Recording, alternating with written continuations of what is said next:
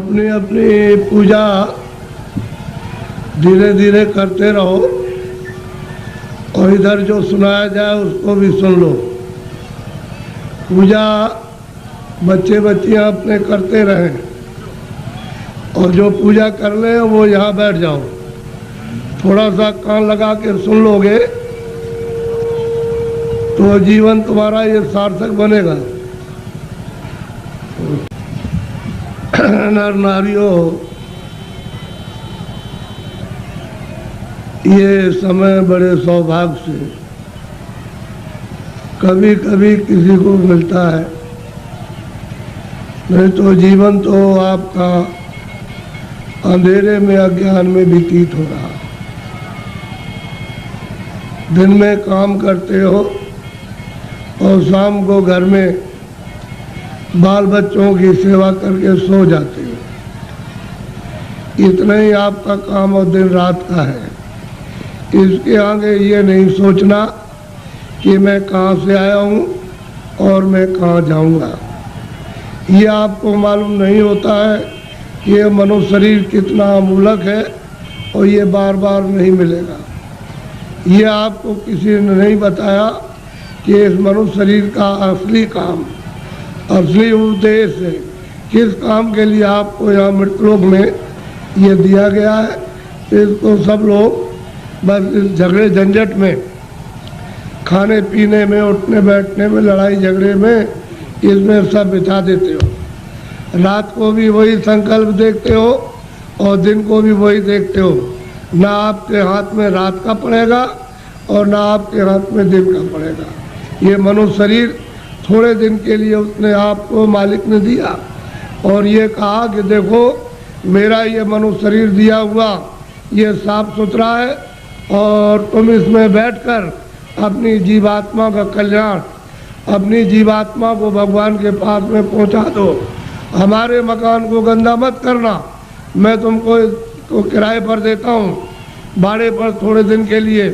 समय पूरा होते ही मैं आ जाऊँगा और तुमको मकान से बाहर निकाल कर और मैं अपना मकान ले लूँगा। उसने ये कहा मेरे मकान में गंदगी मत जमा करना।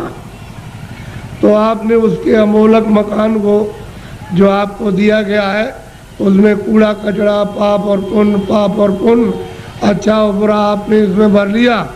अब श्वासों की पूंजी खत्म हो रही है तो वो आने वाला है और सामने खड़ा हो गया कि मकान को खाली कर दो। अभी आप क्या करोगे? उसके सामने होश उड़ जाएगा, आंखें बंद हो जाएंगी, कान बंद हो जाएंगे, जबान आपके मतलब ये वो भी बंद हो जाएगी, बुद्धि जो है वो पागल हो जाएगी, कहेगा निकलो मकान। पहचानना भी बंद, सुनना भी बंद, बोलना भी बंद, समझना भी बंद। और मनुष्य रूपी इस किराए के मकान से जीवात्मा को निकाल करके बाहर करेगा। फिर तुमको ले जाएगा और वहाँ पर हिसाब करेगा कि तुमने कितना पाप किया और कितना पुण्य किया। उसी कर्म के आधार पर तुमको पशु में, पंछी में, कीड़ों में जाकर के बंद कर देगा। फिर ये मनुष्य शरीर आपको नहीं मिलेगा। ये अमोलक उसने आपको ये निधि दी है। हमको ये चाहिए कि इसमें जीवात्मा बैठी उसको जगाया जाए। तो आप किसी से रास्ता पूछते नहीं हो, भाई किस रास्ते से भगवान देखा जाएगा, किस रास्ते से मिल जाएगा। कोई रास्ता है मनुष्य रूपी मंदिर में? तो सबके पास भगवान के पहुंचने का रास्ता मनुष्य रूपी मंदिर में, कहीं बाहर नहीं है कि तुम पूरब में जाओ, पश्चिम में जाओ, उत्तर में जाओ। तुम्हारे मनुष्य मकान में उसके पाने का, देखने का, दर्शन का और जीव को यानी मतलब ये है कि पार करने का इसी से रास्ता। तो तुम किसी जानकार के पास जाते हो, उससे पूछते कि भाई भगवान के मिलने का कोई रास्ता है, तो वो बता देता आपको और फिर कहता कि देखो ये रास्ता है, इससे चलो। तो देवी और देवता और भगवान और ब्रह्मा और विष्णु महादेव और ईश्वर और ब्रह्म सब मिल जाएंगे। तो आप तो दिन भर इस काम में लगे रहते हो। दिन गया धंधे में, रात गई सोई। हीरा जलम अमोल था, कौड़ी बदले जाए। क्या आपने कर दिया मनुष्य शरीर पाकर? क्योंकि ये तो अमोलक मनुष्य शरीर है। सारे संसार की दौलत को एक जगह रख दिया जाए और इसकी आरती की जाए कि हमको फिर से मनुष्य शरीर ये खड़ा कर दो, दे दो, इसमें जीवात्मा को वापस ले आओ, तो ये धन दौलत नहीं कुछ कर सकता। ऐसा आपको सबको अमोलक मनुष्य शरीर दिया गया, चाहे किसी भी जात का हो, ब्राह्मण हो, क्षत्रिय हो, अर्जन हो, मुसलमान, ईसाई हो, भगवान के पाने का सबको ये अवसर दिया। आप कहोगे हमको भगवान के पाने का अवसर नहीं मिला, तो इससे बढ़कर के और क्या मिलेगा। अब आपको इसमें बैठकर किसी महात्मा की खोज करना है जो भगवान को पा चुका। उसको अगर आपने पा लिया और उसके पास पहुंच गए तो भगवान के पाने की आप में इच्छा जगा देगा, और जब इच्छा जाग जाएगी तो आप कहोगे मुझे रास्ता बताइए, तो रास्ता देगा। फिर आप बैठ कर के मनुष्य रूपी इस मकान में फिर भजन करना। जब भजन करोगे तो तुम्हारी दिव्य आँख, ज्ञान चक्षु, तीसरा नेत्र खुलेगा, उस नेत्र से भगवान और देवी और देवता देखे जाते हैं। ये बाहर की जो चर्म आँखें, जो शरीर की आँखें, ये देवी देवता को, स्वर्ग और वैकुंठ को नहीं देख सकती हैं। जब तुम्हारी अंदर की आँख खुल जाएगी वो उनको देखेगी, उससे मिलेगी और भगवान को देखेगी, तब बेड़ा पार, तब भवसागर से उतरोगे। ऐसे नहीं, मेरी तरफ बड़े ध्यान से देखो। ये दोनों आँखों के बीचों बीच में सब मनुष्यों में ये जीवात्मा बैठी हुई है। इधर देखो आप, ये दोनों आँखों के बीचों बीच में, तो ये शरीर के नाके के ऊपर बैठी है। उधर में स्वर्ग का नाका, इधर मनुष्य शरीर का नाका। तो जो आपको यहाँ बैठाया था और आपने ये कहा था कि जिसको पकड़ के आए उसको छोड़ना नहीं, तो आप सुख सुविधा में लग गए और ये संसार के ये काम ये करने लगे, ये देखने लगे, सुनने लगे, और इन पर्दों को ये कहने लगे ये मेरा है, ये बच्चा मेरा है, खेती मेरी है, पेड़ मेरा, और ये मेरा और ये मेरा। तो इस लोभ लालच में, मोह ममता में फंस गए, तो अंदर में मैल जमा हो गया। तो अंदर की तुम्हारी जो जीवात्मा की आँख थी एक, वो तो हो गई बंद। अब देखना बंद हो गया और सुनना बंद हो गया, तो दो आँखें तुम्हारी शरीर में और एक जीवात्मा में, तीन आँख हो गई।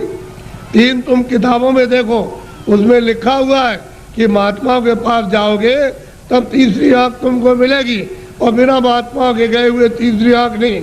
और तीसरी आँख से स्वर्ग मिलेगा, वैकुंठ मिलेगा, ईश्वर का दर्शन होगा। इन चर्म आँखों से देवी देवताओं को आप नहीं देख सकते हो। फिर उन्होंने कहा कि भाई देखो ये जीवात्मा बैठी है, उसमें एक कान है और शरीर में दो कान, तो बाहर के कान बाहर की आवाज़ सुन दे और जीवात्मा का कान भगवान की आवाज़ को सुनेगा। तो तुम्हारे घट घट में, मनुष्य रूपी मकान में घंटे और घड़ियाल, आरती, पूजा 2400 घंटे हो रही है। तुमने कभी अपनी जीवात्मा से उसको सुना और देखा? सो रहे हो, ऐसे ही चले जाओगे। न तो ये जमीन जाएगी, न ये बच्चे जाएंगे, न तुमने सोना चांदी जमा किया वो जाएगा, न कपड़े जाएंगे, ये कुछ भी नहीं, सब छोड़ के और तुमको यहाँ से निकाल कर इसी मकान को उठा करके वहाँ जंगल में ले जा कर के शमशान में पहुँचा के जला देंगे। क्या आपके साथ जाएगा? क्या ले आए थे आप? कुछ नहीं, अकेले आए थे। जब जाने लगोगे तो अकेले जाओगे, लेकिन इस माया में, इसमें ऐसे जड़ माया में फंस गए हो कि तुमको अपना होश ही नहीं है कि मैं किस रास्ते से आया हूँ, कैसे वापस जाऊँगा, रास्ता भूल गए। अब महात्मा महापुरुषों की जरूरत है कि वो रास्ता बताए। बिना उनके रास्ता बताए हुए जो जानता है वही रास्ता मनुष्य रूपी मकान में बताएगा।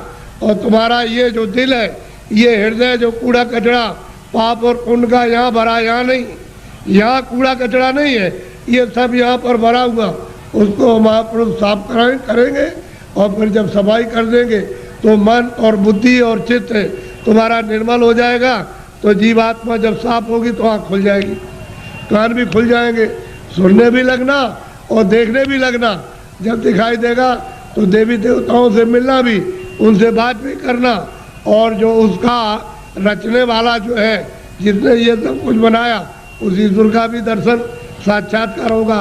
लेकिन तुम्हारे मनुष्य रूपी मंदिर में ही उसका घाट है, उसके पास जाने का। ये असली मंदिर है, ये मनुष्य मंदिर है, इसी को जिस्मानी मस्जिद कहते हैं, इसी बॉडी को कहते हैं चर्च। इसमें जीवात्मा बैठी हुई और जीवात्मा चेतन है, शरीर जड़ है, इसमें आकर के फंस गई। अब इसको कैसे निकाला जाएगा वो तो महात्मा जब युक्ति बताएंगे, रास्ता बताएंगे, तो धीरे से ये जीवात्मा मतलब ये जाग जाएगी और निकल के बाहर शरीर से बाहर खड़ी हो जाएगी। कैसे खड़ी होती है? जैसे मृत्यु के वक्त में जबरदस्ती निकाल के बाहर कर दिया, शरीर ये पड़ा। ऐसे ही साधन भजन करने पर जीवात्मा अलग हो जाती है और शरीर ये पड़ा वो अलग हो गई, तभी तो आप परमात्मा को देख सकोगे। जीत है जी, सबने कहा है कि मनुष्य रूपी मंदिर में जीवात्मा को घाट पर ला करके जगाओ तो दिव्य नेत्र ज्ञान चक्षु खुल जाए, तो जीते जी भगवान को पाओ। अरे भाई, मीरा ने जीते जी पाया, तुलसीदास ने जीते जी पाया, रैदास जी ने जीते पाया। जब कलयुग में इन लोगों ने जीते जी बहुत महात्मा महापुरुषों ने और सेवकों ने प्राप्त कर लिया, वैसे आप भी कर सकते हो, लेकिन कोई महापुरुष प्राप्त करने वाला मिलना चाहिए। वो नहीं मिलेगा तो जीवन अपना ऐसे ही चला जाएगा। ये जो आप कर्म करते हो ये इंद्रियों का बाहर का कर्म है, जड़। तो जड़ कर्म से जड़ चीज मिलेगी। जड़ कर्म करोगे, इंद्रिया जड़ है, आँख भी जड़ है, कान भी जड़ है, मुख भी जड़ है, हाथ भी जड़ है, पैर भी जड़, ये सारा शरीर जड़ और ये सब सामान जड़ है। तो तुमने जड़ की पूजा, जड़ की प्रार्थना, जड़ का काम और जड़ के कपड़े और जड़ का जल और जड़ की अग्नि, जड़ की वायु, ये सब जड़ का, तो आप इसमें फंस जाओगे तो आपको जड़ चीज मिल जाएगी। और इस जीवात्मा को जब जगा लोगे मनुष्य मंदिर में तो फिर आपको चेतन मिलेगा। जीवात्मा चेतन है, चेतन का चेतन से भजन करोगे तो चेतन मिल जाएगा। ये जड़ है, शरीर जड़ और ये सब साधन सामान जड़। तो आप लोग इसमें उलझ गए और फंस गए। लेकिन ये पूजा जो सच्ची है, आत्म पूजा, परमात्म पूजा, ये आत्मा की और देव पूजा, वो तो आप नहीं कर पाते हो। वो तो मनुष्य रूपी मंदिर से उसका रास्ता, तब आपको मंदिर मिलेगा। वो तो चमकता है मंदिर, वो तो रोशन मंदिर है, वहाँ तो अंधेरा होता नहीं है, वहाँ तो बिजली जलती नहीं है, सूरज निकलता नहीं है, वहाँ मतलब वहाँ रात्रि होती नहीं है, इस तरह के पाप और पुण्य नहीं। ऐसे मंदिर में पहुंचकर अपनी जीवात्मा से मनुष्य रूपी मंदिर में उसकी पूजा करो, सच्ची चेतन पूजा, तो जीव कल्याण हो जाए सदा के लिए, ये मुक्त हो जाए, छुटकारा पा जाए। और तुम सच्ची पूजा नहीं करोगे तो इसमें फंस जाओगे, तो आपको क्या मिलने वाला? अरे पाप और पुण्य इसका फल पा जाओगे। आप तो पुण्य करते नहीं हो, पापी पाप दिन और रात करते हो, तो बताओ कैसे तुमको फिर ये मनुष्य शरीर मिलेगा और कैसे भगवान मिलेगा? उसने तो कहा मन और बुद्धि और चित्त है ये निर्मल, और अंतःकरण निर्मल जिसका हो जाएगा वो मुझको प्राप्त कर ले। तो आपने तो मन बुद्धि चित्त है, अंतःकरण निर्मल नहीं किया, ये तो काम क्रोध लोभ और मोह और अहंकार में फंसे रह गए। इसमें इस गंदगी को अपने ऊपर लाते रहे, पहाड़ों की तरह से लाद लिया, तो इसको उतारेगा कौन? ये सारा जीवन आपका व्यर्थ जा रहा है। मनुष्य शरीर फिर नहीं मिलेगा। चार खाने बनाइए, पशु योनि, पंछी योनि, कीड़ों की योनि, थल की योनि, इसमें से निकाल के उसमें बंद कर देगा, तो कभी कुत्ते की योनि में, कभी बिल्ली की योनि में, कभी चूहे की योनि में, कभी गाय की योनि में, कभी शेर की योनि में, कभी मछली की योनि में, और कभी मगर की योनि में, कभी जीव जंतुओं में, इसमें बंद कर देगा। और अपना कर्जा जो आपने लाद लिया उसके देश में वो लेना देना पड़ेगा। ये कर्जा का देश है बच्चा, ये देश अपने घर में जाने का नहीं है। कर्जा ले और दे, कर्जा ले, कर्जा तुम ले लोगे तो मैं ब्याज के उसको चुकाना, और आप चुका नहीं सकते हो, तो कर्म कर्जा है। जो पाप पुण्य करते हो यही पर देना आपको, यही आपको जन्म लेना, यही मरना। इससे छुटकारा इस जीव का नहीं हो सकता। और जब जब मनुष्य शरीर मिला तब तब आपने बर्बाद कर दिया, अब की मिला उसको भी ऐसे ही गंवाए देते हो। ये फिर शरीर मिलेगा, अब की बार हाथ से चला गया तो ये गांव आपको, ये बच्चे आपको, ये सब कुछ देखने को आपको नहीं मिलेगा।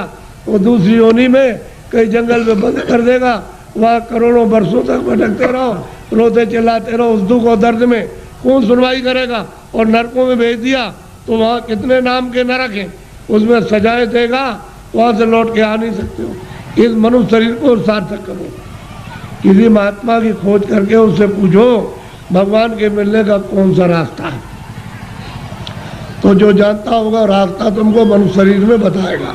फिर घर में आके दिन में खेती करो, दुकान और दफ्तर का काम करो, शाम को बच्चों की सेवा करो और 1 घंटे का समय लगाकर मनुष्य रूपी मंदिर में सच्चे भगवान का अपनी जीवात्मा से भजन, तब वो परमात्मा मिलेगा जीते जी। मरने के बाद बच्चा मिलने वाला नहीं है। तुम ये सोचते हो कि मेरे लोग पीछे के चले गए, वो स्वर्ग चले गए, उनकी कोई चिट्ठी पत्री तुम्हारे पास में आई है कि मैं स्वर्ग में पहुंच गया हूँ और तुम यहाँ बैठे हुए हो स्वर्ग के दरवाजे पर, और तुमको भी पता नहीं स्वर्ग क्या चीज़ है। अरे दरवाजे पे बैठे हो, इधर मनुष्य शरीर का दरवाजा, उधर स्वर्ग का दरवाजा, और मनुष्य शरीर में बैठ करके स्वर्ग में नहीं जा सकते हो तो मरने के बाद पहुंच जाओगे। उनकी तो कोई चिट्ठी पत्री नहीं आई कि मैं यहाँ पहुंच गया हूँ, तुम भी चले आना, तुम भी चले आओगे। और न तुम जानते हो कि मेरे जाने वाले घर के कहाँ गए, उसका पता तुमको नहीं है। इसलिए मनुष्य शरीर के द्वारा अगर तुम पहुंच गए स्वर्ग में तो पहुंच गए, और ऊपर चले गए तो चले गए, और नहीं पहुंचे तो स्वर्ग जाने वाले मरने की बात नहीं हो। इसलिए खोज करो कि मनुष्य मंदिर है, ये असली मंदिर में घंटे घड़ियाल 2400 घंटे परमात्मा के बज रहे। लेकिन तुम्हारी अगर आंख बंद हो जाए, कान बंद हो जाए, तो बाहर से न तो सुनाई देगा न दिखाई देगा। इसी तरह से तुम्हारी अंदर की दिव्य आंख और दिव्य कान तुम्हारे बंद हो गए तो सुनाई और दिखाई नहीं देता। तुम्हारे अंदर के वो दिव्य आंख और दिव्य कान खुल जाए तो सुनाई देने लगे, दिखाई देने लगे। मंदिर में सच्ची आरती करो तो खुश हो जाएगा, प्रसन्न हो जाएगा, तुम्हारा हो जाएगा कल्याण। पूजा करो, प्रेम के साथ पूजा कर लो, लेकिन देवता से ये कहो कि मुझे सद्बुद्धि दो कि मनुष्य रूपी मकान में बैठकर मैं अपनी जीवात्मा को जगाऊं और दिव्य नेत्र खोल करके आपका सच्चा दर्शन करूं। ये ठीक, और मांगो कि कोई महात्मा जानने वाले मिल जाए जो वहाँ तक पहुँचे हो देवी देवताओं के पास और उस परमात्मा के पास, और वो हमको रास्ता बता दे और उनकी कृपा से और दया से रास्ता पा जाए हम आपके पास और भगवान के पास पहुँच जाए। ये देवी देवताओं से, गंगा जमुना से प्रार्थना करना चाहिए, और ये प्रार्थना करनी चाहिए कि ऐसी सद्बुद्धि दो कोई पाप कर्म न करे, कोई झूठ न बोले, धोखा न दे, बेईमानी न करे। जितना भी काम करे नेक काम करे, अच्छा काम करे, पुण्य का काम करे, किसी को सताए नहीं, किसी को मारे नहीं, के घर में किसी के खेत में चोरी न करे। ये देवताओं से प्रार्थना आपको गंगा जमुना में स्नान करते हुए करना चाहिए।